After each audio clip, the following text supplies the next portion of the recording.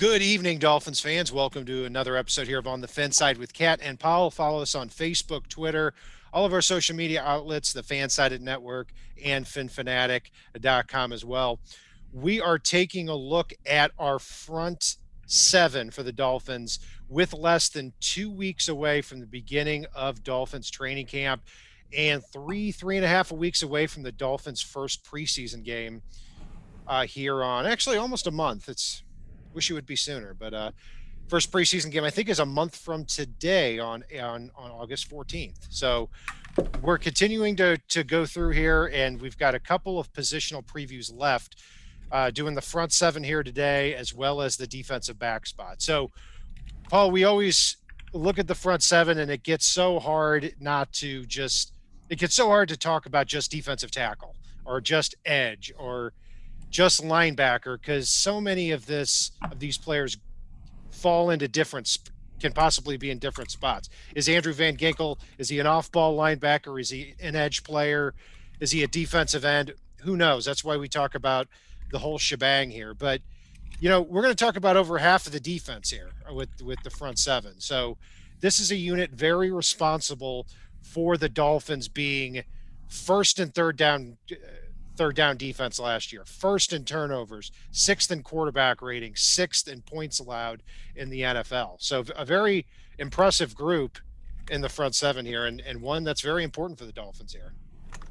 Yeah, it absolutely is. I mean, and you say we can't talk about just the defensive tackle. I could talk about fat guys all day. Like it's anybody that's listened to our show knows that I love my fat guys up front. I love my meat monsters on offense. I like my big fat bastards on defense. And God, we get to talk about Zack Sealer and his body like Sully from Monsters Inc. here. I'm loving it. Before we get to that, it's already been mentioned in the chat here. So I say that the trade whispers for Xavier Howard are starting to get a little bit louder. I don't buy it either. I mean, I just don't. I mean, look, I know a lot of people start out on Bleacher Report and everything, and look, you've got some good writers. You've got some not so good writers over there. I'm not going to name names. Name them. But no, don't. I'm not like that. I'll say this. Unless the Dolphins get 2 first-round draft picks for Xavier Howard, which will not happen, I'm not interested. And the only way I would take 2 first-rounders in a trade for Xavier Howard is if he's also demanding $20 million plus a year on a completely new contract, which I don't think he's doing either. So, if the Dolphins are going to be good, the next 2 years are the 2 years that they really have to do it. I'm not saying they can't be good after that, but that's what you got to focus on for these 2 years. And Xavier Howard in his prime, coming off a near defensive player MVP season, he's got to be part of that. Yeah, and I mean, I don't know if he's going to get more from anybody else than he would get from the Dolphins at this point. He has some knee issues. He has the charges that even though I believe they got dropped at this point. And talking about the ones last year? Yeah. Oh yeah, so, that guy. That's way. But they still exist. They're not just because they got dropped doesn't mean they're not there, and that does cause some hesitancy for folks. So, I mean, he's going to get paid, but I think the Dolphins would probably pay him more than anybody else. And if I were going to do that contract, if I were the front office, I would backload that contract. Not give him a whole bunch of money up front and then have him pissed off in 2 years he's making less than other people. Have it escalate throughout the life of the extension, even if it starts to bump it a little this year and have it grow over time so that we're not having to deal with this every 2 years. See, I'm the opposite on that. I'd rather have them paying Howard more money here in 2022 and 2023 when he's still in his 20s. And then after that, as he approaches 30, you're probably going to want to get him off the books pretty soon after that anyway. I mean, he could play to 32 or 33, but it very rarely happens for a cornerback to play at that high level for, into his 30s, unless he is a zone corner like how Richard Sherman has played. Richard Sherman, maybe not the best guy to bring up right now, but Richard Sherman covers a very specific area of the field at 32 years old. He's not covering up and down the field doing everything that a cornerback needs to do in a man defense. So I'd rather front load it a little bit more. But then again, that's what they did last time, and it didn't work. Exactly So my point. And you know what? A small extension that allows them to do that, spread some money with guaranteed, or with bonus money. Because while I do think there will be a small drop off at 30 between 32 and 35 for him, 80% of Xavier Howard's still better than 90% of the league. So, and that money at that point in time is going to look like a drop in the bucket, given the 17th game, given the playoff expansion, given the foray into other countries, and things like that. Then the new money that's going to be coming into the league and the collective bargaining agreement and the way that the salary cap gets set and escalated. That money, while it may look big now, it doesn't look outrageous. It wouldn't look outrageous to me, and it would look even less outrageous as the life of the contract wore on. So for me, it's an easy one.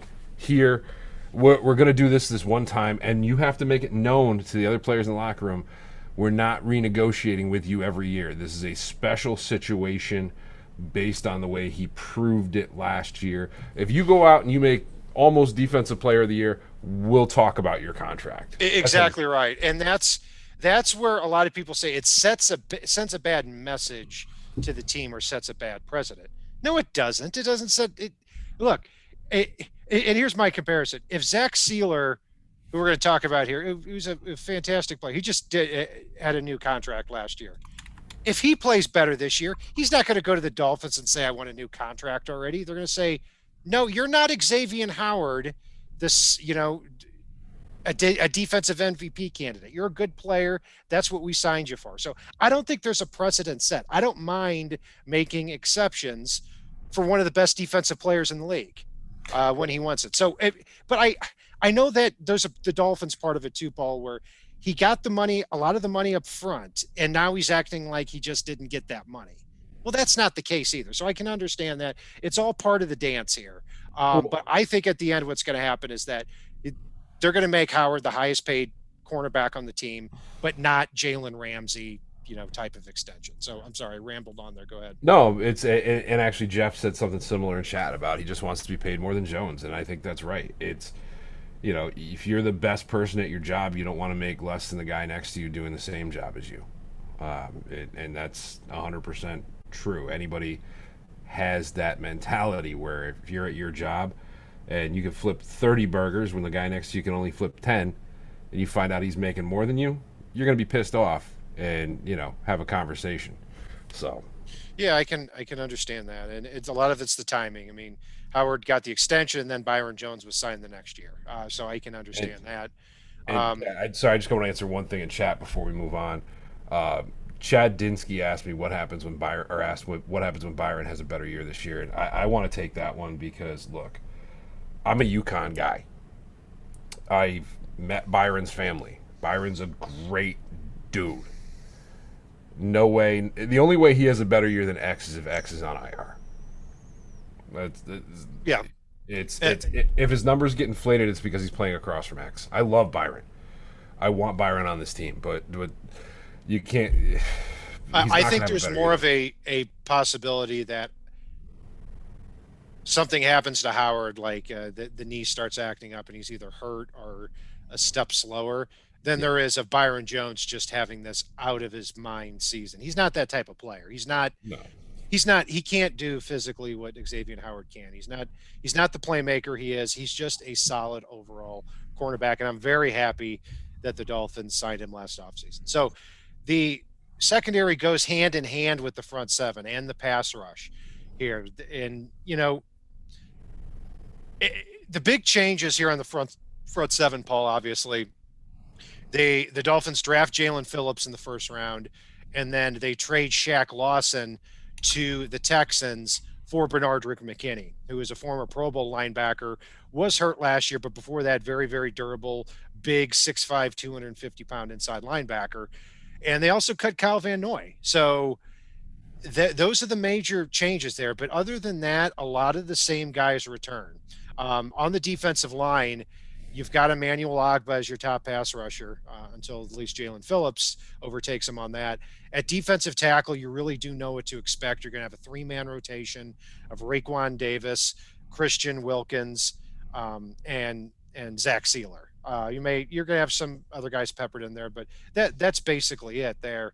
Then at linebacker, you're going to have Jerome Baker and Andrew Van Ginkel getting the most of the snaps. Jalen Phillips, whether you want to call him an outside linebacker or a defensive end, he's expected to get obviously a lot of playing time too. So, yeah, no, I'm very excited about this front seven. Yeah, I am too, and really, I like having Bernardrick McKinney so much more than I liked having Lawson. I love the emergence of Andrew Van Ginkel last year. I think Jalen Phillips, if he can stay healthy, is going to be an absolute monster in this defense. And you take a look at some of these players Miami has and what they do with them. The interesting thing to me, and I'm going to bring this up now, is Travis Wingfield, friend of ours there that you guys may have heard of. I'm sure you guys have at this point. He put out a tweet today in response to Omar Kelly and his goofiness as far as the number of pass rush snaps that Jerome Baker has had the last 2 years. And he stole some of this from PFF and fully admits it. But over the past 2 years, he's the second most snaps of any off-ball linebacker in the league since Flores got there, where he's rushed 269 times in 2 years per PFF. And the interesting thing to me as well is 2 years ago, he was about 7th in the league. Sam McGuavin was 2nd. And 10th on that list, Bernardrick McKinney with the Texans. So they have two guys on the inside that really, I believe it was 134 pass rush snaps for Jerome Baker. Sam McGuavin had 234 that year. Holy crap. But then Bernardrick McKinney had 123 with the Texans. So I think you're probably going to see a decent amount of them rushing, a little more than you expect from that linebacker spot. And it's been consistent for Baker. He had 134 one year, 135 the next. Well, good numbers there. And you look at the Dolphins' sack totals last year. Ogbah led the team with 9, most of which came at the beginning of the year. But then you had Kyle Van Noy, Andrew Van Ginkel, and Jerome Baker combining for 18 sacks among the three of them. After Emmanuel Ogbah with 9, no Dolphins defensive lineman had more than 3.5 sacks. And that 3.5 sacks came from Zack Sealer at defensive tackle, who nobody is going to confuse with somebody like Jalen Phillips. And I've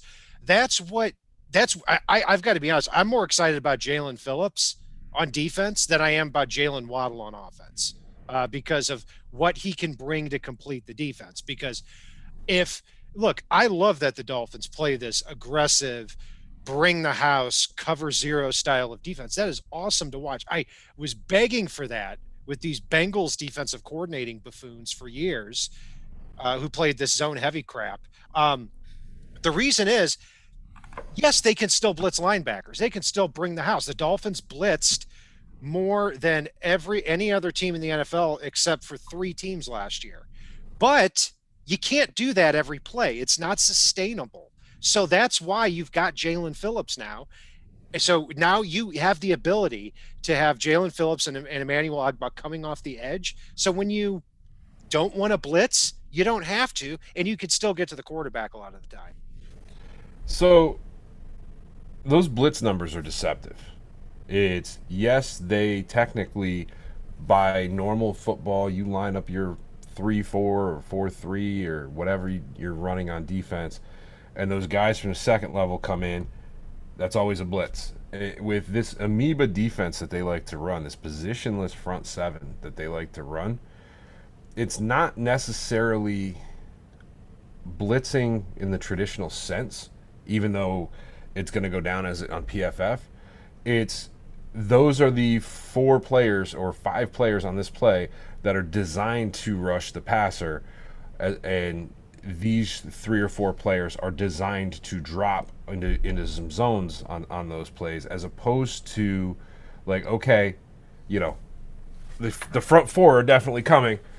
Is one of the second level 3 following? It's a weird little delineation there.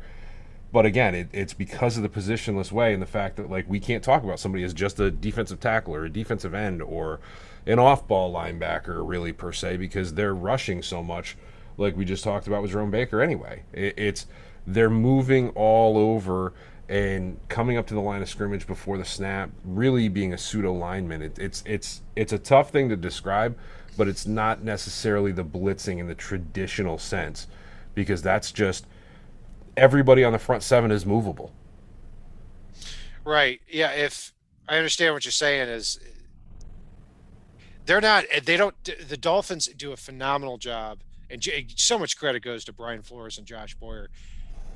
You don't know who's blitzing from play to play because again, I go back to when Kevin Coyle and Matt Burke, when they sent a blitz, you could see it coming a mile away. I mean, there's no shock in it whatsoever. Now you could see a linebacker blitz and a defensive end drop back, but you're always going to. It's hard. It's hard to delineate, like you said, what they're going to do from a down to down basis, and that's what makes it exciting. It's what makes it unpredictable. And another stat that I saw too is that according to the ESPN analytics, the Dolphins pass rush win rate last year when they did not blitz was tied for 21st. So that's not great. Yeah. And PFF actually had them lower than that. But it shows how they were able to overcome that so much last year and still be 10th in the league in sacks because they were able to still overcome that schematically and get a lot of pressure on the quarterback, even though they couldn't just line up four guys and get to the quarterback. Yeah, I'm still torn just because the number of plays that they deigned as a blitz when really it was just those were the four designated rushers out of the front seven piece, and I'm not going to beat a dead horse on it. I think they just designed pressure, and I think guys like Jalen Phillips are going to help with that. And you brought up the Bengals defensive coordinators that we've had over the years, including Matt Burke, and ruined my night. It's amazing how much better our secondary is when they do something simple like not play 15 to 20 yards off the ball. And it's amazing how much the front seven is better when our secondary is not 15 yards off the ball, allowing the quarterback to take a three-step drop and dump it repeatedly and, allowing the pass rush a chance to get to the quarterback. I absolutely love the USA Today article a couple weeks ago with Adama Sue. How he basically humble bragged throughout the entire article about how he needed to be how he basically saw in Miami he needed to be a better leader and use more tact and talk differently. But one thing he said in there is, without naming his name, he basically said Matt Burke in 2017 came as the coach, the new defensive coordinator, and I disagreed with everything that he said. I'm like, no kidding. I mean, for your defensive philosophy to be, hey, we're going to play completely off the football every step of the way, every inch down the field, and we just hope that the quarterback does something completely stupid and sails the ball over the receiver's head because we're going to be right there to intercept it then. Well, and the best part of it was the fact that it was designed to stop the deep ball, but the players themselves got so worried about getting beat underneath that they were charging forward at the snap.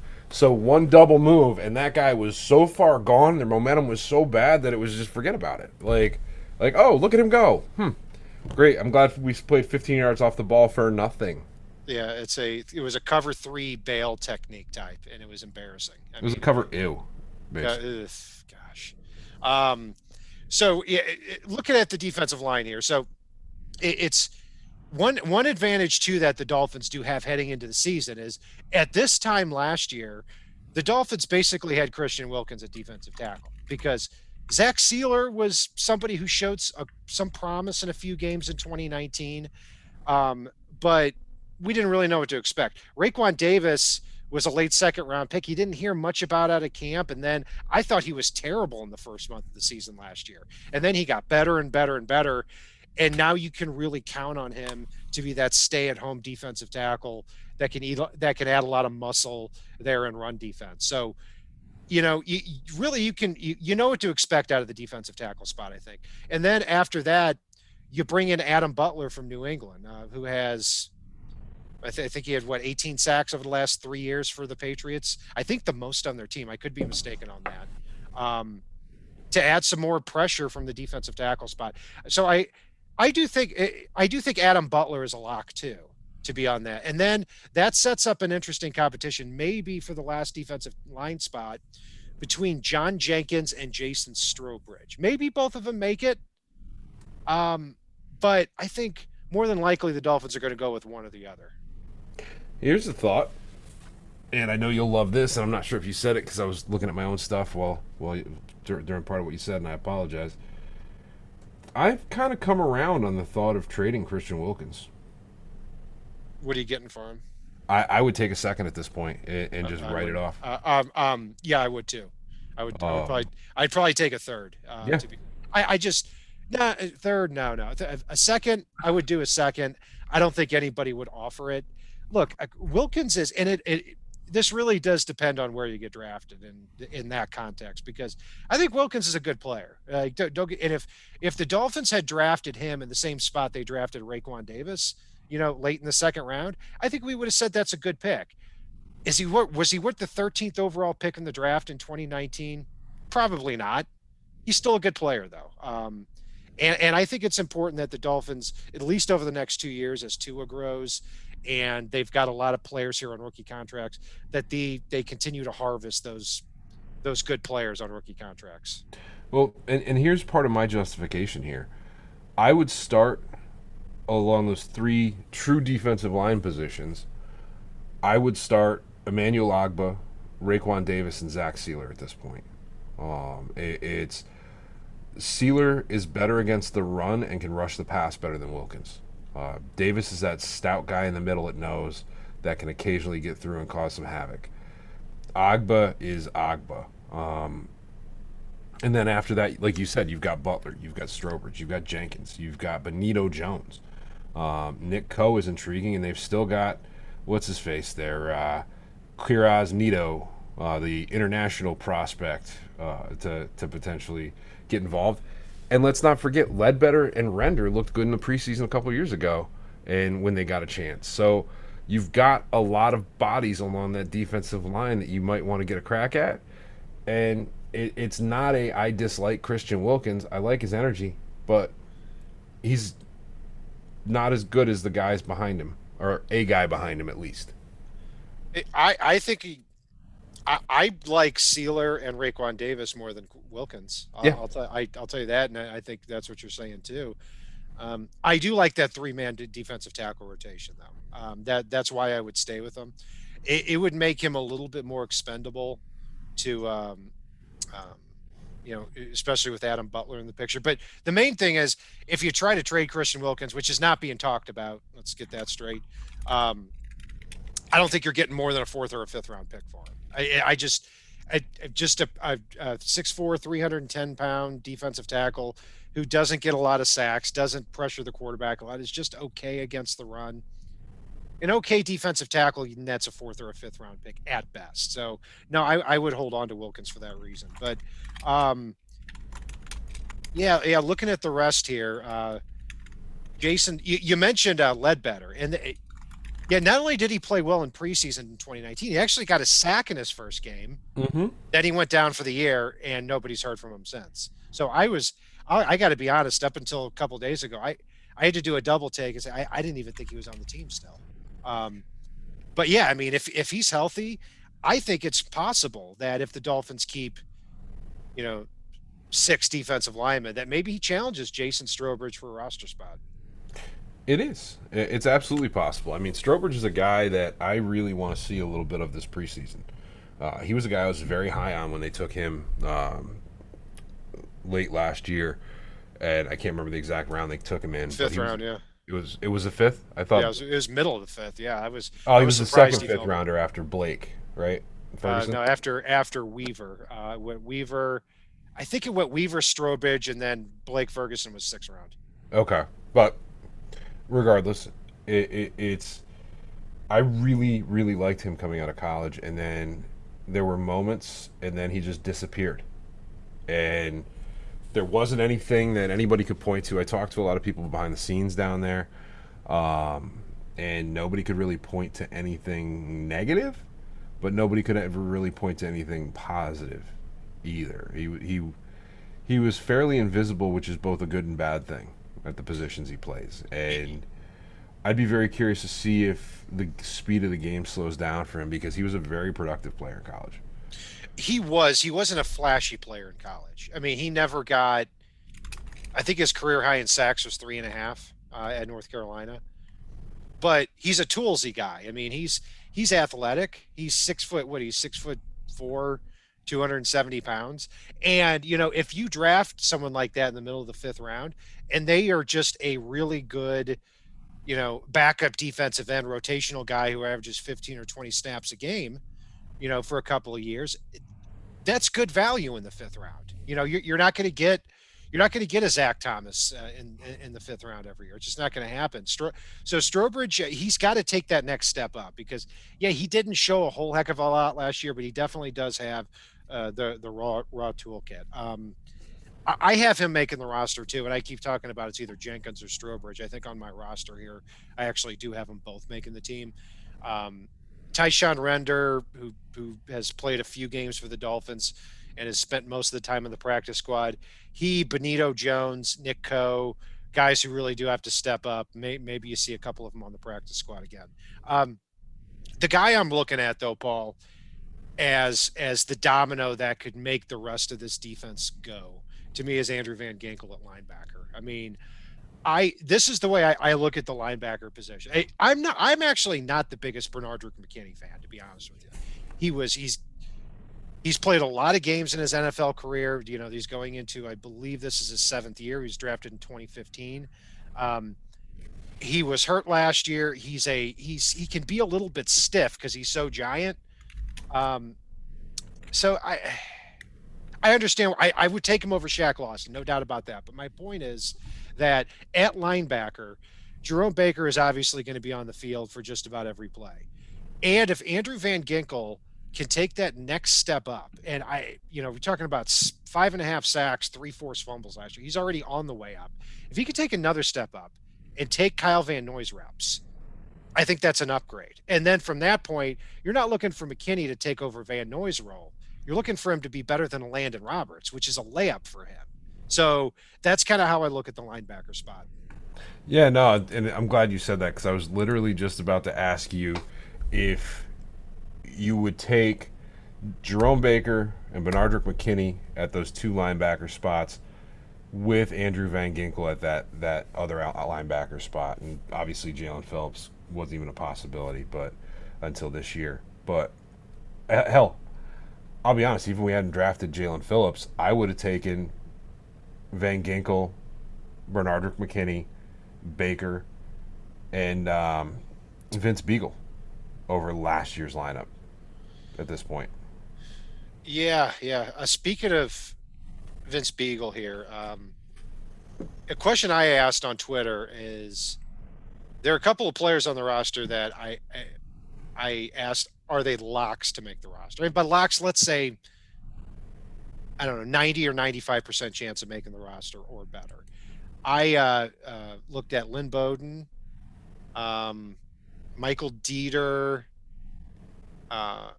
and Vince Beagle, and one other guy. And I asked that question, are these guys all locks? And we had a lot of varying opinions. So I'll ask the same question to you. Do you think Beagle is a lock to make the roster? Let's say 95% chance or better to make the roster right now. 95% or better, no. Okay. I agree. But I'd say it's definitely better than 80% chance to make the roster. It's, you look at what he was doing before he went down in the first year in the system, and he was starting to look like a very special player. He didn't put up the sack numbers, but he put up the pressure numbers. He put up the win rates. He put up, the quarterback hits and hurries, and he screwed up a lot of throws coming off the edge. And he was starting to get written about by Peter King, which was unheard of for a player like Beagle that was just kind of an afterthought player that everyone kind of looked at and went, Well, that's the price of unloading a player like Meathead there, the one that went to the Ravens sideline in the middle of a game. Oh, Kiko. Kiko. Oh God, he Yeah. sucked. Well, I see. I don't know if Kiko sucked because any linebacker who played in for Matt Burke at middle linebacker uh, was going to suck. But I think Kiko Kiko. wouldn't have been able to figure out this defense. You're probably right. Yeah, he was his first year. His first year was very hit and miss. After that, he was just a train wreck. He was Um, very athletic. He when he was great, he was great. But if you asked him to think, he was horrific because he was a really nice guy, but he was dumb, just absolutely dumb. he would make a play every 2 or 3 games, or at least at the beginning of his Dolphins career, and then it would just be awful. I remember actually when last game we watched together when he came to St. Louis, the Panthers Monday Night Football game, him trying to cover Christian McCaffrey with. Yeah. Anyway, we could go on about that, but going back to Vince Beagle, yeah, I think that his main competition to make the roster is going to be Brennan Scarlett, who was signed from the Texans, who's actually started a lot of games. He was actually the main backup for several years behind Jadeveon Clowney and Whitney Merciless there in Houston. And because both Clowney and Merciless got nicked up a lot, he saw a lot of playing time. So this guy started as I think 2 years in a row he started more than 10 games. I could be mistaken on that.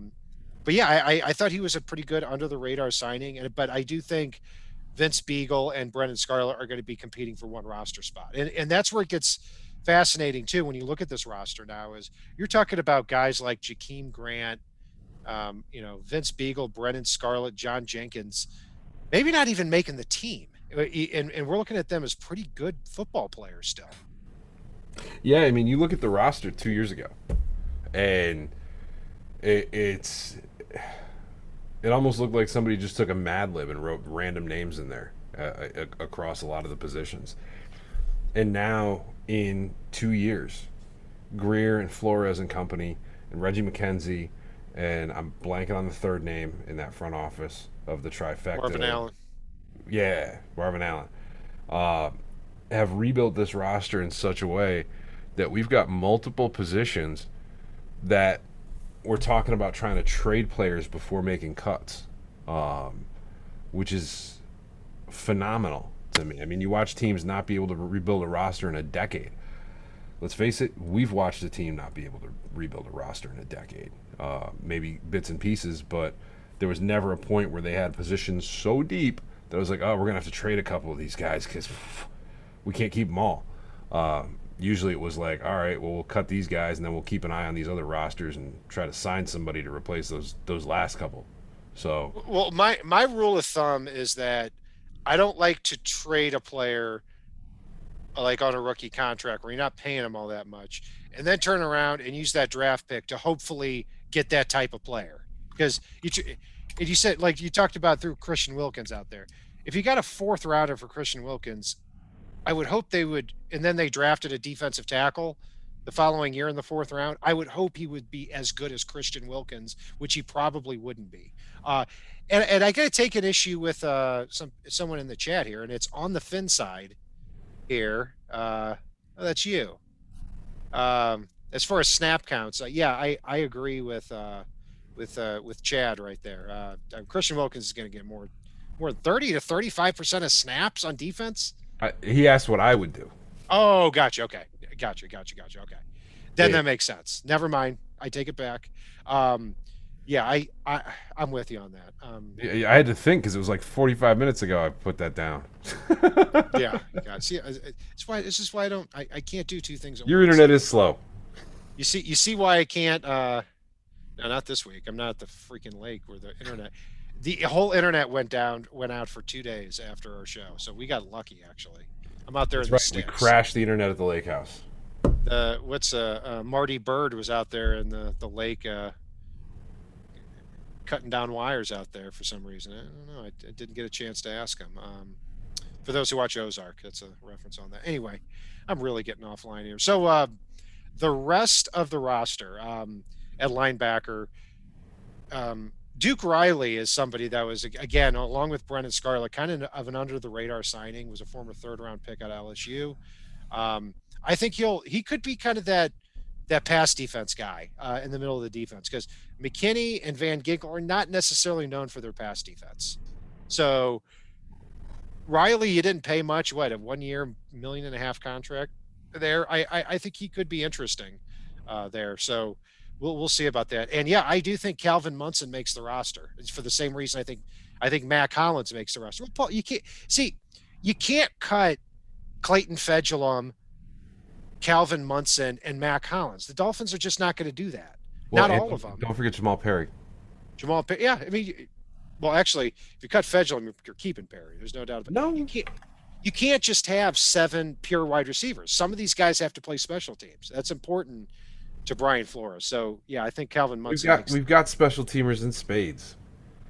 I'd Not to rather get keep rid of all Jamal of them. Grugier Hill and have him play special teams than Calvin Munson.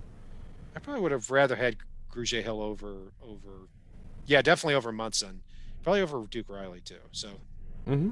Um, Now anyway, I would Now I think Landon Roberts you're gonna be able to stash on the PUP list heading into the season, just based on his knee issue. got it. Yeah, I'm looking at a few of the chat questions here. Phil Montgomery asked in the chat here about why did the Patriots sign Devin Gotcha over Butler? They're two different types of players. I think Gotcha is more of a presence against the run. But he's 6'3", 300 pounds. I mean, this is not a big hulking dude, Devin Gotcha. He was a good player for the Dolphins, got hurt last year. I thought when Gotcha left the lineup, and I said this at the time, I thought their run defense immediately got better. I don't see what the big deal is about Gotcha, especially with what the Patriots paid him. And Butler can get to the quarterback, so he fits a lot better here. I think if Gotcha were on the team, believe it or not, he would be the 4th best defensive tackle in this group easily. Yeah, I'm with you. And I'm sorry, I went back to Mac Hollins because it just occurred to me something our listeners may or may not have checked out. A few weeks ago, Kat and I had the pleasure of being on the Moving the Sticks podcast, and we were on there. They pre-record their show, and they meet with each guest individually. And Kat and I had a good laugh about this after the show aired because they meet with their guests, and then they take that segment and they stitch the next one onto it. And they do a beautiful job over there. It's a fantastic show. And I think within 2 minutes of getting on the air, I managed to thoroughly trash not only Isaiah Ford's performance at the end of the season, but also the even ability to think about keeping Mac Hollins on the roster and how trash he was. And the best part about that was I went back and I watched the Moving the Sticks podcast episode that we were on there. And 2 minutes into our interview was also 2 minutes after they finished up their interview with Mac Hollins. Which I really wish, they'd pointed out to us like, hey, pick a different guy. Well, in fairness to them, I think the graphic on the right showed like Mac Hollins, and then that was blurred because he was finished, and then on the FinSide after that. So I think they mentioned at the beginning of the interview Mac Hollins was just on. So I missed that they mentioned it, and when they blurred it, I thought they just talked about Mac Hollins, not that Mac had literally just gotten off with them, and I'm sitting there saying that he needs to get cut. I'm sick of watching him drop balls, and he's just an okay special teamer. The best part about him is the fact he wears costumes before a game. I disagree. He's an okay special teamer. I think you think everybody's an okay special teamer. No, I've got special teamers I like, but yeah, the returners, but Mac Hollins. I mean, the Dolphins special teams unit. Actually, they did let up a few touchdowns, but overall, I think they're good. And you got to have a few players like that. Oh, you do. And that's the thing though too is Miami doesn't have to just have a wide receiver be that guy. They've gone after special teamers, at corner, at safety, at linebacker, at wide receiver too, at running back. So like, they don't have to just go, our 6th wide receiver has to be a special teamer. If they've got 5 guys that can be a gunner, you don't need 5 gunners. Yeah, you don't, but you need a couple. Yeah. And that's for sure. We'll see who those guys are.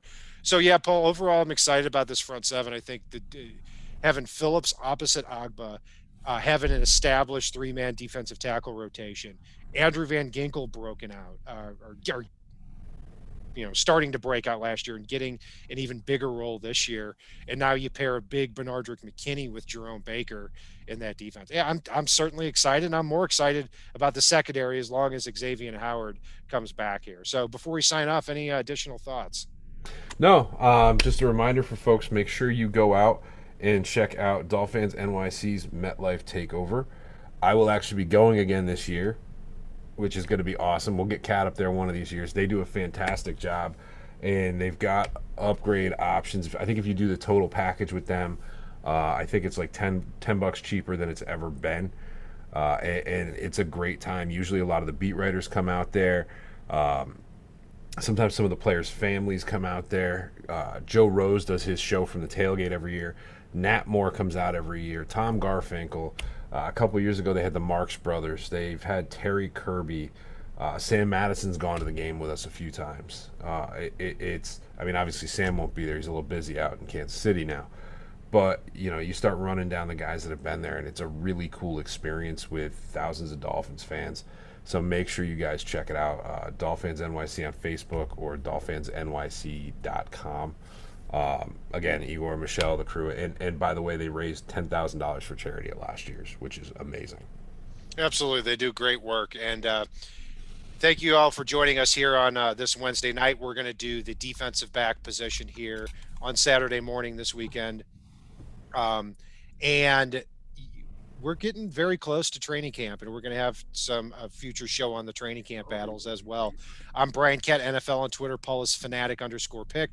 Follow us on Facebook, Twitter, all of our social media outlets, including the FanSide Network and FinFanatic.com. And if it's not on the right side and it's not on the left side, it is on the Fin side.